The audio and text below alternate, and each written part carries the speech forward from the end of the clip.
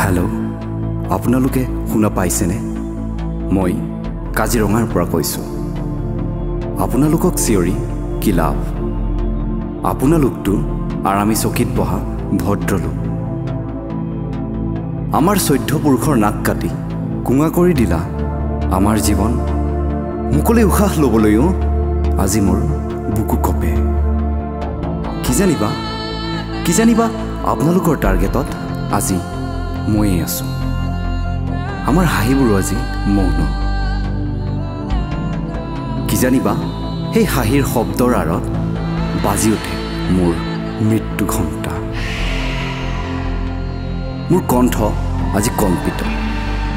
মোৰ বন্ধুৰ মৃতদেহৰ কাষত পৰি ৰোৱা কণমানিজনীক আজি সমবেদনা যাচিছোঁ।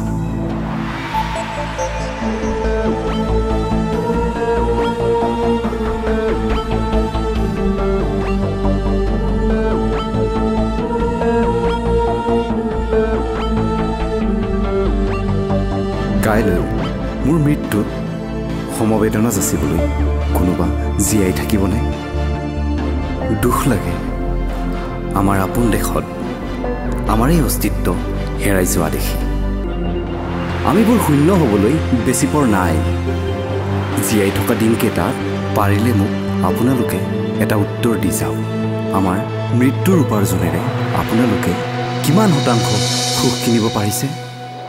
আৰু কেইবছৰমান পিছত হয়তো আপোনালোকে আমাৰ কংকাল বিচাৰি যাব লাগিব হিষ্টৰিকেল মিউজিয়ামত। পাৰে যদি কাজিৰঙাক জীয়াই ৰাখক আৰু আমাকো জীয়াব দিয়ক।